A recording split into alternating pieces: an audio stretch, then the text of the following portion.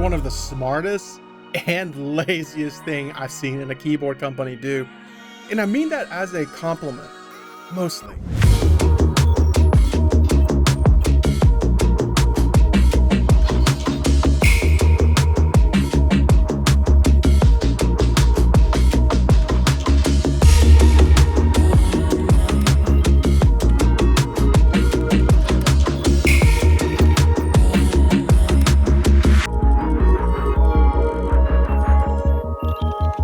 Everyone, welcome back to Scoop Bar. So today we got two boards on the desk, the QwertyKeys Neo75 and the Neo98. And the reason they're in the same video is because, well, they're basically the same keyboard, same features, same design, same gasket system, same acoustic approach. One's a 75%, one's a 98. That's it. That's the difference. And I think the way QwertyKeys pull this off is actually pretty interesting. We're going to talk about what's smart about it, what's compromised because of it, how they sound, how they build, and who should actually buy it. Before we get into it, real quick, Scoop Bar is a passion project run by me and my good friend V alongside our full-time jobs. So if you enjoy what we do, a like and subscribe goes a long way. If you're thinking about picking one of these up, affiliate links are down in the description. I appreciate you all. All right, let's get into it. At 139 USD for the 75% and 149 USD for the 98, you're getting a full aluminum case, tri-mode wireless, VIA support, 3 mounting options, including stabs, a carrying case, and both ANSI and ISO support. That's a packed box for the money. Now, before we get deeper, let's set the baseline. Here's the Neo65 Cu, a board we've featured before, so you can hear a familiar reference point.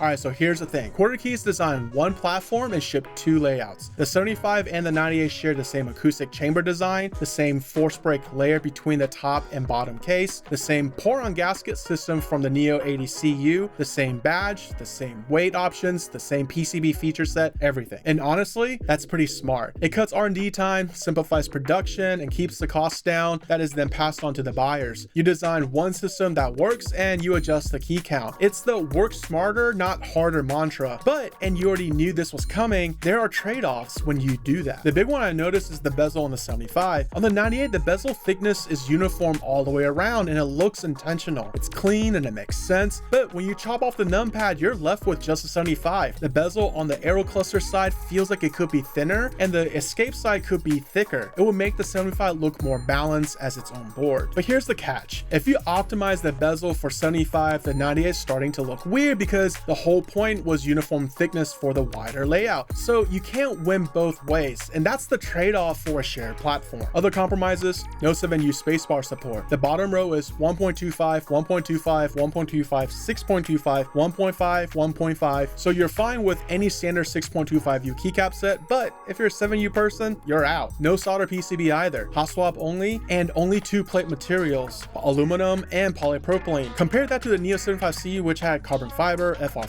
POM, and polypropylene, and aluminum. This is clearly a simplified line. Now, to be fair, the mounting points are different between the 75 and 98. There's no straight copy and paste internally. They did adjust the structure for each layout, and the ISO is included, which not every board at this price range does. It's not like they phoned it in. They just made deliberate choices about where to spend and where to simplify. One more thing worth mentioning, 75% and 98% are the most popular layouts for keyboards overall, but in the enthusiast custom space, people usually gravitate towards 65% and TKLs, so these boards might be aimed at a slightly different crowd than the typical custom buyer, and that's fine. More on that later.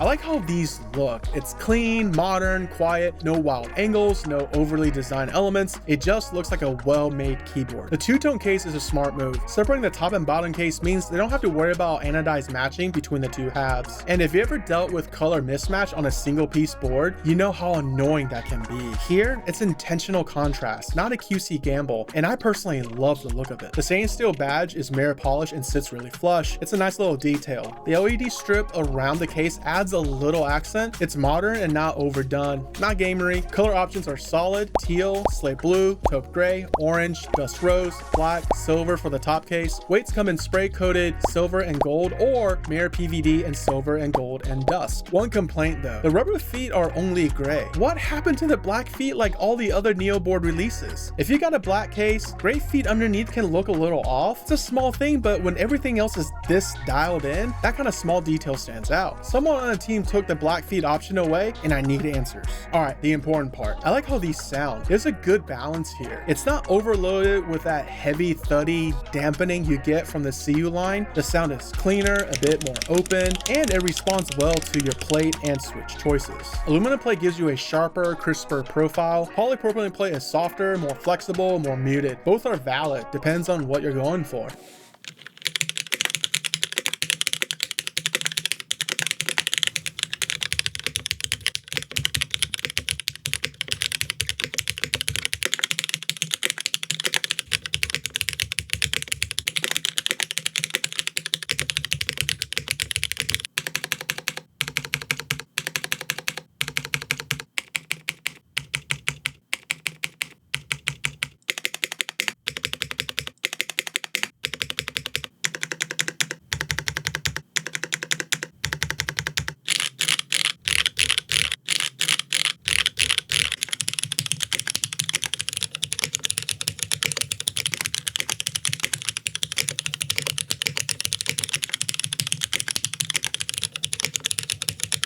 The chamber segment and bottom case and the force break layer are doing real work. You don't have that annoying hollow ping that some aluminum boards have. The sound is controlled without feeling dead. Here's a tip though. If you're going for wire, the stainless steel battery fillers that replace the batteries add real mass to the bottom case. That makes the sound more solid and full. It's a noticeable difference versus the wireless setup with batteries in those same slots. So if sound is your priority and you don't need wireless, go wired. Stainless steel fillers are worth it. For mounting, three options: Poron gasket, silicone gasket, or top mount. The Poron gasket is a popular one, carried over from the Neo80 Cu, soft enough to type on all day, firm enough to feel responsive. Top mount is there if you want that planted direct feel. Silicone kind of sits somewhere in between. So real talk, if you work in an office or do spreadsheets, use a numpad, the Neo98 is a great pick. You get a full-size functionality and a slightly smaller footprint than a traditional full-size board. The 1800 layout is one of the best productivity layouts out there, especially when it's got the 2U0 for the numpad. The Neo75 is for people who want the function keys and arrows without the numpad. It's the I want everything important in a compact package board. Both of these are great for people stepping up from pre-builds like Keychron or Newfie, that kind of a thing, who want their first real customs without spending over 200 bucks. At 139 USD, 149 USD with everything included, the value here is hard to beat. Now, who this might not be for: if you want a solder PCB, more plate material, 7U spacebar support, perky RGB, or a rotary knob, these boards don't have that. These are deliberate cuts to keep the price competitive and the production streamlined. If you need those things, the Cu line or something like the Mode Sonnet or Keychron Q series with more options might be your move. Okay, build time. A few tips that'll save you some headache. First, before you touch anything, check for scuffs while the clear protective plastic is still on the case. If there's an issue, document it now. Once you peel the film off, warranty claims get harder. Just do a quick visual check, takes 30 seconds. Poron gaskets. This is the tricky part. The side with a matte finish faces the case. The matte texture grips and forms into the cutout grooves way better than the shiny side. Squeeze the bottom of the gasket and let it expand into the slot. Now, here's the thing. Be careful when handling the gaskets because the cleared adhesive film on it can peel off if you're rough with it. Without that film, the gaskets get too stiff to form properly, so take your time. Silicone standoff. trade-offs. These are in the same bag as the top mount screws, so they can be quite easy to miss. Place them on the bottom case before you drop the PCB assembly in. They're alignment pins. They guide everything into place and make the whole install way smoother. LED diffuser goes on the top case, not the PCB. Way easier to install this way. Pogo pins, this is the connector between the daughter board and PCB. No ribbon cable, no finicky magnetic connection. Just line it up, set it down, and it's connected.